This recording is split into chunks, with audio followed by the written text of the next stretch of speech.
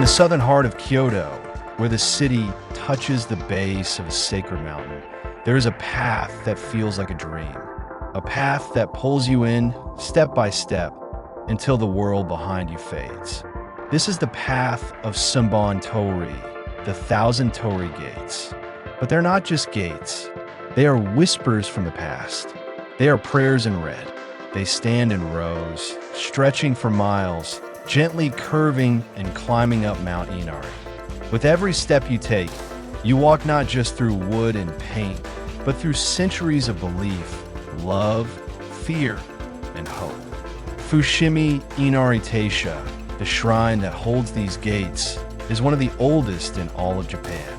It was founded in the year 711, over 1,300 years ago, a time when the land was wild and people lived close to the earth. In those days, rice was life. It fed the body and supported the soul. And so the people worshiped the god of rice, Inari Okami. They believed this god could bring rain, protect the harvest, and bless their homes. But Inari is no ordinary god. Inari has no single form. Sometimes male, sometimes female, sometimes both, or neither. Sometimes a young spirit, sometimes an old one. This shapeless power reflects the many faces of life itself. The messengers of Inari are foxes, clever, beautiful, mysterious. Across the shrine, you'll see stone fox statues watching over the gates, holding keys in their mouths.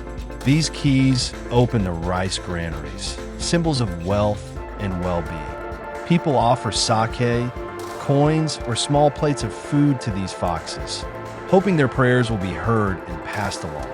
As years passed, the shrine grew. People began to return after their prayers were answered. They wanted to say thank you. They wanted to give something back. So they donated a Torii Gate. One by one, these gates were placed along the path. At first, there were a few dozen, then hundreds. Today, there are over 10,000.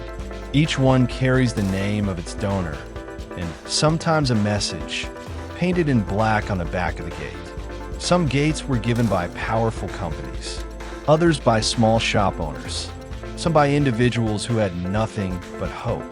A large torii can cost over 1 million yen, but many save for years to afford one. Why? Because it is more than a gift, it is a legacy. And the color? A deep orange red, known as vermilion. This color is not random. In ancient Japan, vermilion was believed to protect against evil. It is the color of fire and life.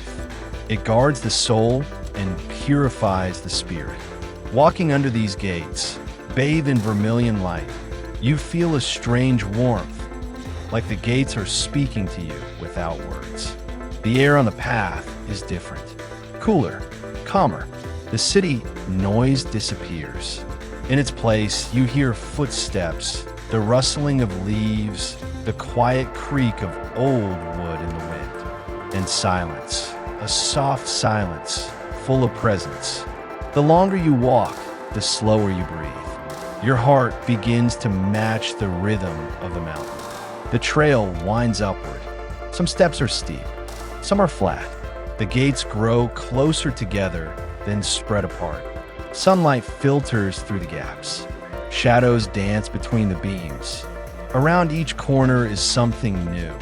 A smaller shrine, a hidden stone statue, or a fox carved with care. Visitors stop to bow, clap twice, and whisper prayers. Locals visit often, not just tourists. Elderly women carrying small offerings. Businessmen in suits, their faces thoughtful. Students before exams. Couples holding hands, each one carrying something in their hearts. A question, a wish, a thank you, or a goodbye. There are places along the way where the path opens up. From these spots, you can see all of Kyoto below. Its rooftops, its rivers, and its quiet beauty. Here, people pause. Some take photos. Others just stand still, breathing, thinking, letting the spirit of the place settle inside them. Throughout the year, many ceremonies take place here. In early spring, during the Hatsuma festival, thousands gather to honor Inari's first arrival. Priests in white robes perform dances and purification rituals. The smell of incense fills the air. Lanterns glow softly in the dusk. Bells ring in slow rhythm. Even those who don't speak Japanese can feel the sacredness in the air. The torii themselves are handmade by skilled craftsmen. They use special woods like Japanese cedar and cypress. Each gate is measured, carved, and painted with care. Before it is placed, it is blessed with sacred words. No machines, no shortcuts, just hands, heart, and tradition. At night, the trail becomes something else. The light fades and the forest deepens. The vermilion gates turn dark, almost black in the moonlight. Lanterns glow like fireflies. The path feels quieter but not empty. Some say they've heard whispers on the wind. Others feel watched, but most feel peaceful, as if the mountain is wrapping itself around them, offering comfort in the dark. This path has also appeared in movies, art, and anime. It has inspired thousands of stories.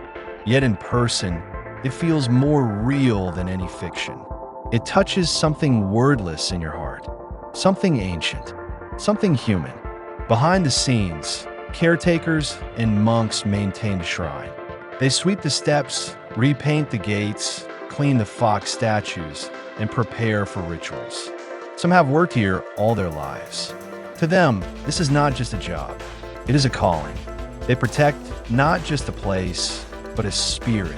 What makes Senbon Torii so powerful is not its size. It is not the number of gates or the beauty of the forest. It is what it holds. It holds the prayers of millions. It holds the love of strangers. It holds the memory of those who once walked here and are now gone.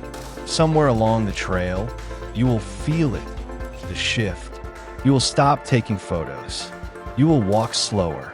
Your thoughts will quiet down. You will feel something deep and still.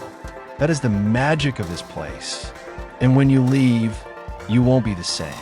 You may not be able to explain why, but something inside you will feel more open, more connected, more grateful.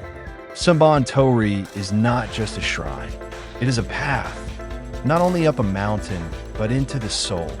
1,000 gates, 1,000 prayers, and if you listen closely, you'll hear your own voice among them.